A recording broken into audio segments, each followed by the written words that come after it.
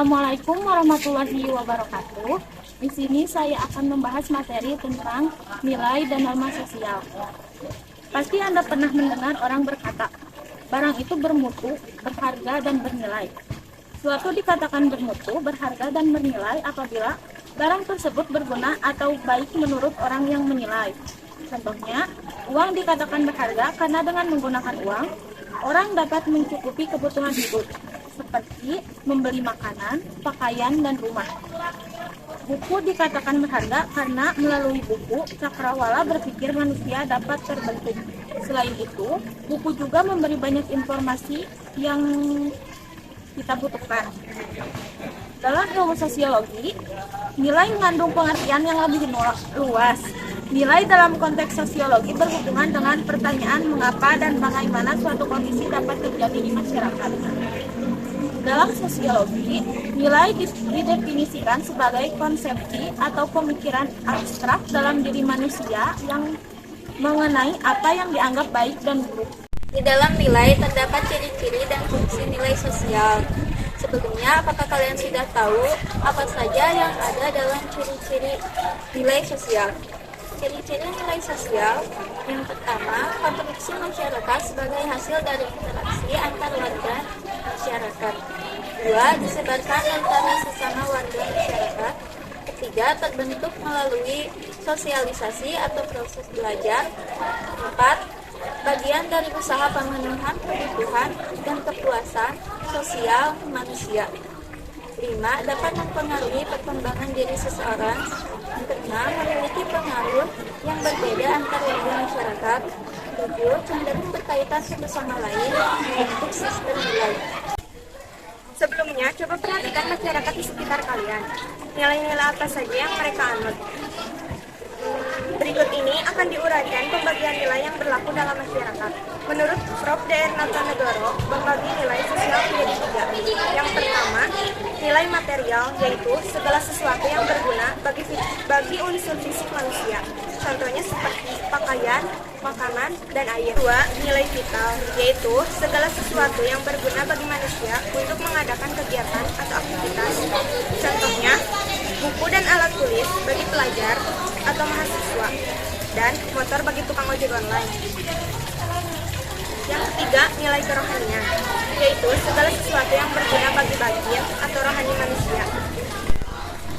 Yang ketiga, nilai kerohanian, yaitu segala sesuatu yang berguna bagi batin atau rohani manusia. Nilai rohani terbagi menjadi 4. Yang pertama, nilai keberadaan yang bersumber bagi akal manusia. Yang kedua, nilai keindahan yang bersumber pada rasa keindahan, contohnya lagu, lukisan, dan ukiran. Yang ketiga, nilai kebaikan atau nilai moral yang bersumber pada kodrat manusia. Contohnya menolong orang yang terkena musibah. Menurut Dr. Suprapto, fungsi nilai sosial terbagi ke dalam 5 bagian. Yang pertama, dapat menyumbangkan seperangkat alat untuk menetapkan harga sosial dari suatu kelompok. 2. Mengarahkan masyarakat dalam berpikir dan bertingkah laku. Ketiga, penentu terakhir manusia dalam memenuhi peranan sosial. Nilai sosial dapat memotivasi seseorang untuk mewujudkan harapan sesuai dengan perannya. Contohnya, ketika menghadapi konflik, biasanya keputusan akan diambil berdasarkan pertimbangan nilai sosial yang lebih tinggi. Keempat, alat solidaritas di kalangan anggota kelompok. Dengan nilai tertentu, anggota kelompok akan merasa sebagai suatu kesatuan. 5. Alat pengawas perilaku manusia dengan daya tekan dan daya mengikat tertentu agar orang mau berperilaku sesuai dengan sistem nilai. Nilai dominan adalah suatu nilai yang dianggap lebih penting daripada nilai-nilai lainnya. Tentu saja, nilai dominan ini berbeda antar masyarakat satu dan yang lainnya, karena setiap orang mempunyai pertimbangan-pertimbangan tertentu. Contohnya, ketika kalian dihadapkan dua hal antara belajar dan bermain, kalian ternyata lebih memilih belajar daripada bermain. Artinya, belajar ini merupakan nilai dominan untuk kalian, karena kalian lebih menganggap belajar itu lebih penting dibandingkan dengan bermain. Nilai mendarah daging merupakan suatu nilai yang telah menjadi kepribadian atau kebiasaan seseorang.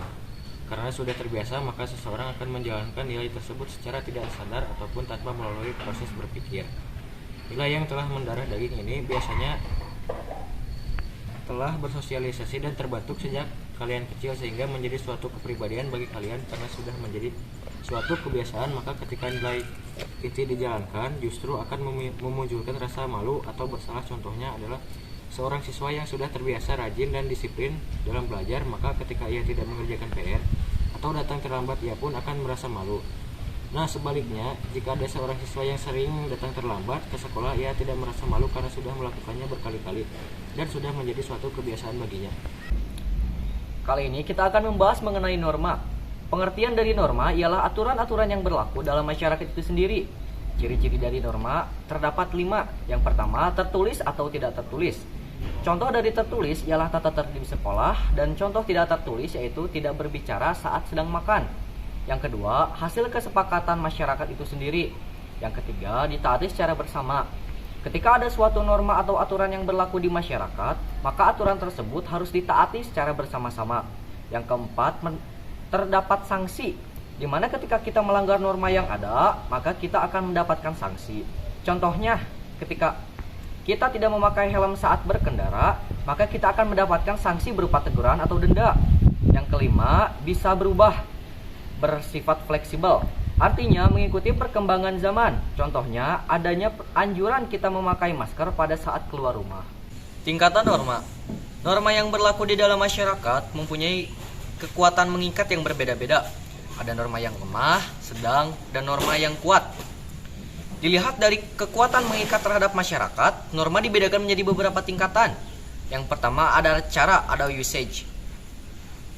Cara atau usage adalah norma yang paling lemah daya pengikatnya, karena orang yang melanggar hanya mendapatkan sanksi dari masyarakat berupa cemoohan atau ejekan.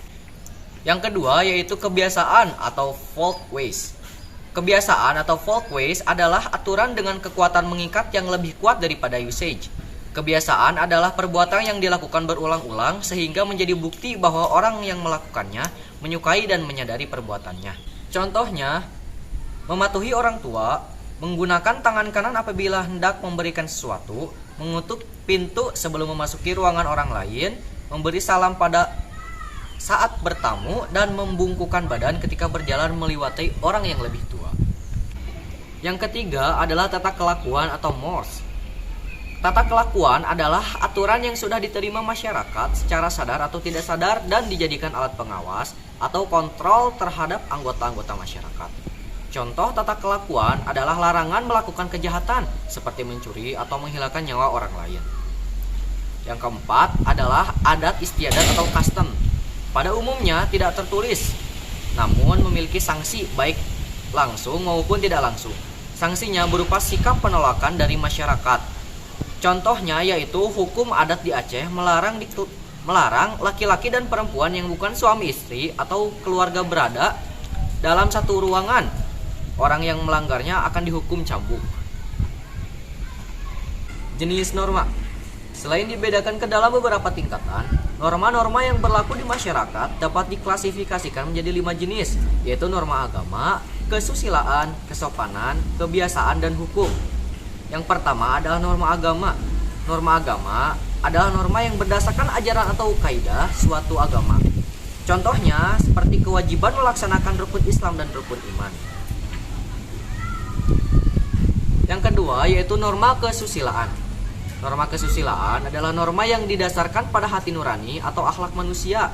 Norma ini bersifat universal, artinya setiap orang di dunia memilikinya, hanya bentuk dan perwujudannya yang berbeda. Contoh dari norma kesusilaan yaitu perilaku yang melanggar nilai kemanusiaan seperti membunuh, pencurian, dan penyiksaan pada umumnya ditolak oleh setiap masyarakat. Contoh lainnya yaitu jujur dalam perkataan dan perbuatan, membantu orang lain yang membutuhkan, dan menghormati sesama manusia. Yang ketiga yaitu norma kesopanan. Norma kesopanan adalah norma yang berpangkal dari aturan tingkah laku di dalam masyarakat. Contohnya cara berpakaian, bersikap, dan berbicara. Norma ini bersifat relatif, dalam arti penerapannya berbeda di berbagai tempat, lingkungan, dan waktu. Yang keempat yaitu norma kebiasaan. Norma kebiasaan atau habit adalah hasil dari melakukan perbuatan yang sama secara berulang-ulang sehingga menjadi kebiasaan. Orang lain yang tidak menjalankan norma ini biasanya dianggap aneh oleh lingkungan sekitarnya. Contohnya yaitu kebiasaan melakukan syukuran atau doa bagi anak yang baru dilahirkan. Yang kelima yaitu norma hukum. Norma hukum adalah himpunan petunjuk atau perintah dan larangan yang mengatur tata tertib dalam suatu masyarakat atau negara. Sanksi pada norma hukum bersifat mengikat dan memaksa. Ciri dari norma hukum antara lain diakui oleh masyarakat sebagai ketentuan yang sah dan terdapat lembaga penegak hukum sebagai pihak yang berwenang dan memberikan saksi. Tujuan norma hukum adalah menciptakan suasana aman dan tentram dalam masyarakat. Contoh norma hukum ialah antara lain larangan melakukan membunuh atau menipu, mencuri, wajib membayar pajak, mengenakan helm saat mengendari sepeda motor, dan lain-lain.